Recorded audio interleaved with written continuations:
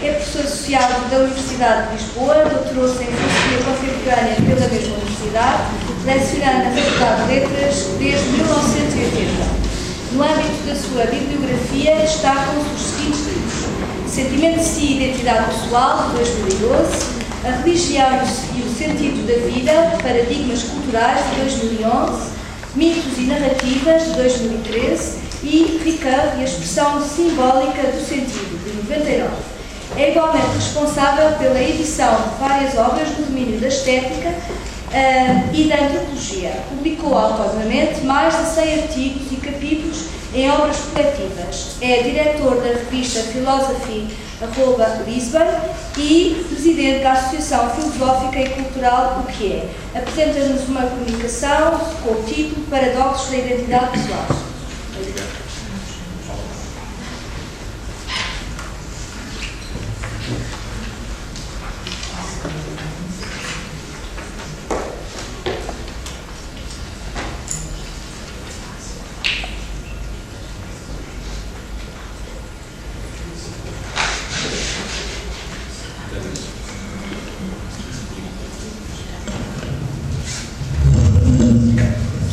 Ora, muito boa tarde a todos. Eu vou falar sobre a questão dos paradoxos na identidade pessoal, mas será também uma forma de refletir e apresentar, no fundo, aquilo que me parece ser a tese de John Locke sobre a questão da identidade pessoal. Como sabem, na parte da manhã deste colóquio, Locke e as exposições lockeanas foram, sobretudo, sujeitas a um ataque bastante bem conseguido e trata-se agora, de algum modo, de defender. Começaria, no fundo, com um determinado paradoxo. Se dúvidas houvessem sobre o caráter paradoxal da noção filosófica de identidade pessoal, o exemplo das teses do filósofo escocês David Hume sobre a questão fazia desaparecer. Relembremos, em primeiro lugar, o texto canónico do filósofo escocês, provavelmente um dos textos de filosofia mais conhecidos. Quando penetre mais intimamente aquilo a que chama o próprio, tropeço sempre numa ou outra percepção particular, de frio ou calor, de luz ou sombra, de amor ou ódio, de dor ou prazer. Nunca consigo captar-me a mim próprio, em qualquer momento, sem uma percepção, e nada posso observar a não ser a percepção.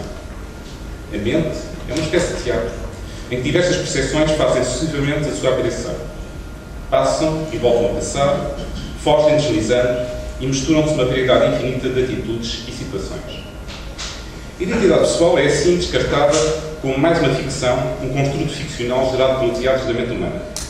Podia-se dizer, eu podia interrogar, mas não vou por aqui, que era essencialmente perguntarmos quem é que é o sujeito que está a realizar todos estes atos. É uma questão que David Hume deixa em aberto, mas não é por aqui que eu queria essencialmente insistir. Queria sobretudo sublinhar que, apesar de nós encontrarmos a posição, a tese humiana, segundo a qual a identidade pessoal é, no fundo, um construto ficcional, nós encontramos no livro seguinte, porque o Tratado da Natureza Humana é constituído por 3 livros, no livro seguinte encontramos uma tese que é aparentemente inversa. É evidente que a ideia, ou melhor, a impressão de nós próprios, nos está sempre intimamente presente e que a nossa consciência nos dá uma concepção tão viva da nossa própria pessoa, que não é possível imaginar que qualquer outra coisa possa ultrapassá-la neste ponto. Em face a este aparente paradoxo, torna-se plausível a autocrítica que detectamos no apêndice da obra, que foi, aliás, publicado no mesmo ano em que a obra foi publicada, em 1740, se a memória não me falha, e o apêndice foi publicado logo a seguir, em que Hume se distancia das teses formuladas sobre o problema em questão. E assim diz-nos, mediante um exame mais rigoroso da secção relativa à identidade pessoal, encontro-me envolvido em tal labirinto que tenho de confessar que nem sei corrigir as minhas opiniões anteriores, nem torná-las consistentes. Mais adiante afirmar-nos-á que, por minha parte, tenho de confessar que esta dificuldade é demasiado difícil para o meu entendimento. Não pretendo, contudo, considerá-la absolutamente insuperável.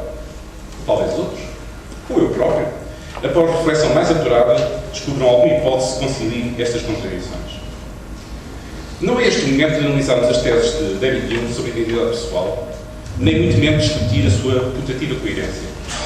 A honestidade das declarações atrás referidas apenas sublinha o rigor e a grandeza deste pensador.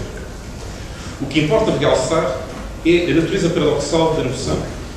o labirinto de contornos que envolve o problema de identidade pessoal, dificuldades agravadas quando, por vezes, em nome da coerência teórica, complicamos ainda mais o problema que procuramos resolver.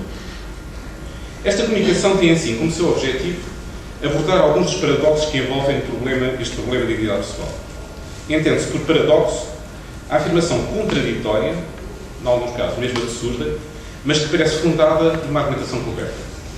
Talvez o exemplo mais conhecido, o exemplo mais famoso, é o paradoxo do mentiroso, que é ilustrado por vários filósofos, mas, enfim, gostaria de chamar a atenção que também na Índia se pensa a filosofia, e no século V, antes de nossa era, antes de Cristo, um determinado filósofo indiano chamado Bhartrihari, nome bem estranho, apresenta precisamente como um exemplo absurdo a seguinte afirmação: tudo o que digo é falso. Mas ainda dentro deste plano, nós podíamos, para lá de falarmos destes paradoxos, podemos ainda falar de um outro conjunto de questões ou problemas que se podemos designar como aporéticos, problemas esses que são falsos paradoxos, mas que, de algum modo, são bastante ilustrativos do problema que vamos tratar. E, para esse efeito, eu iria-me socorrer de uma citação, de uma afirmação de um filósofo americano contemporâneo, chamado Putnam, que já esteve aqui nesta faculdade e que nos diz de uma forma clara, lógica, foi professor de lógica, a seguinte afirmação: uma suposição autorrefutante é aquela cuja verdade implica a sua própria falsidade. Por exemplo, considera-se a tese de que todos os enunciados gerais são falsos. Este é um enunciado geral. Assim, se ele é verdadeiro, então tem que ser falso. Logo, é falso. Por vezes, uma tese é chamada autorrefutante se a suposição de que a tese é cogitada ou enunciada implicar a sua falsidade. Por exemplo, se disser, diz-nos Putnam, eu não existo. É autorrefutante. Se pensado por mim, ou seja, por qualquer nível, aqui presente. Assim podemos ficar certos de que existirmos, se pensarmos nisso, como ninguém pode ficar. Queremos, deste modo, analisar algumas das aporias em torno do problema filosófico de identidade pessoal, em alguns casos paradoxos, em outros casos meramente aporias que podem eventualmente ser resolvidas, e precisamente tentar encontrar uma solução relativamente a elas. Na expressão identidade pessoal, jogam-se dois termos evidentes. Por um lado, o termo identidade e, por outro lado, o termo pessoa. Sendo a identidade pessoal a identidade inerente ao facto de ser pessoa. Como entender, neste contexto, o termo identidade? Os riscos associados a esta categoria são conhecidos e foram sinteticamente expressos por Wittgenstein, ainda tinha falar, da sua obra O Tratado. Ele tem uma frase muito sintética, simples, que mostra como, por vezes, podemos entrar no paradoxo e no labirinto em volta da questão da identidade. Dizer que duas coisas são idênticas é um absurdo. E dizer que uma coisa é idêntica a si própria não é dizer nada. A forma de transcender este paradoxo é tentar clarificar a distinção entre os dois tipos de identidade e depois vermos, naturalmente, como é que eles se aplicam relativamente à questão da pessoa. Que tipos de identidade existem ou que nós podemos referir? Podemos falar de uma identidade qualitativa e podemos falar de uma identidade numérica. São conceitos centrais, mas relativamente simples de apresentar. No caso de identidade qualitativa, afirmamos que duas coisas são idênticas quando partilham as mesmas propriedades.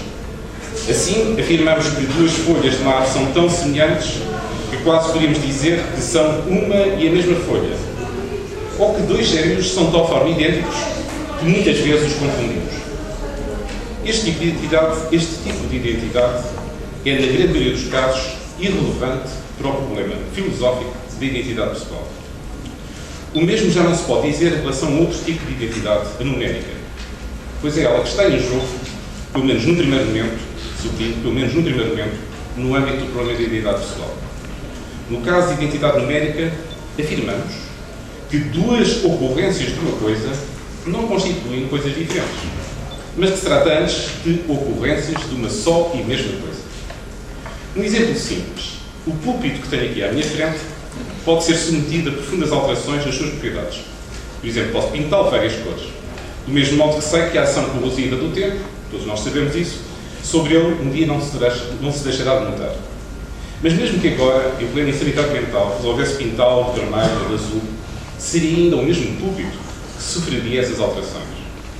No limite, mesmo que o partisse, e ele ficasse em estilhaços, devia-se dizer com rigor que a míriade de cacos que se observaria seria apenas o resultado de um mesmo e único púlpito.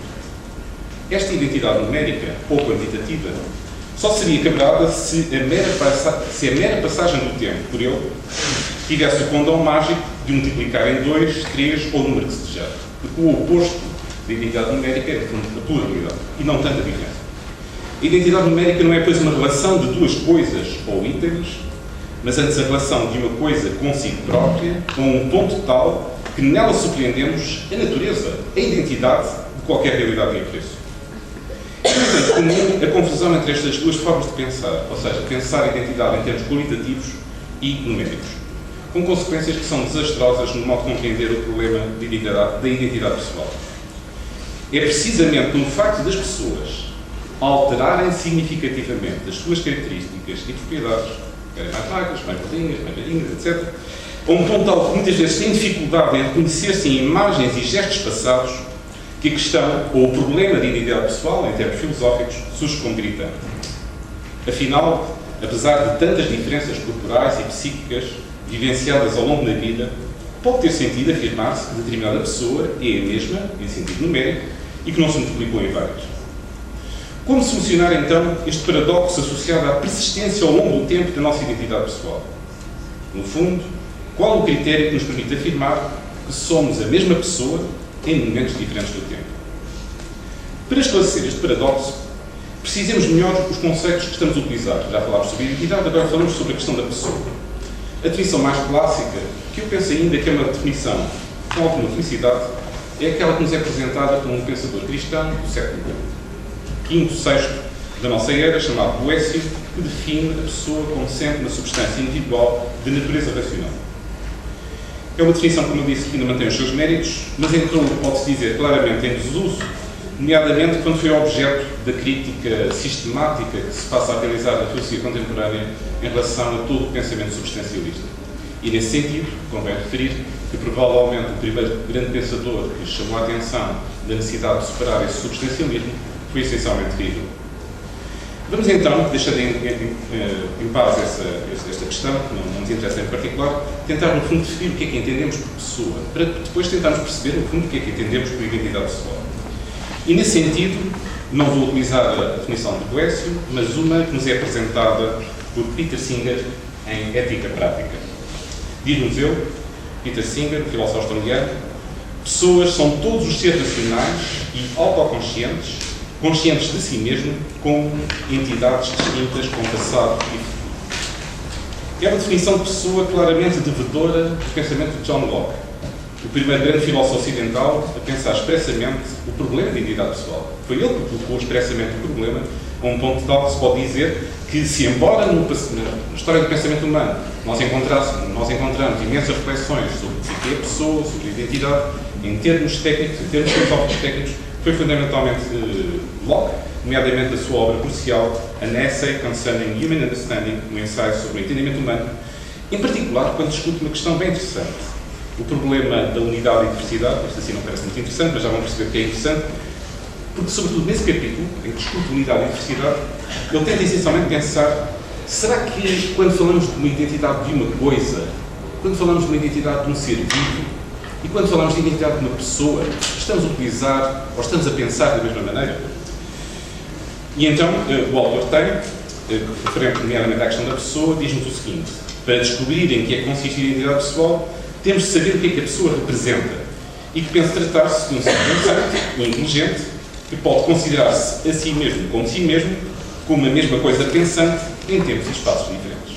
Reparem como a definição que Locke nos apresenta, no fundo, foi assumida pelo próprio Peter Singer. Deste modo, é fundamental para o filósofo britânico Locke mostrar que a identidade pessoal constitui uma função-chave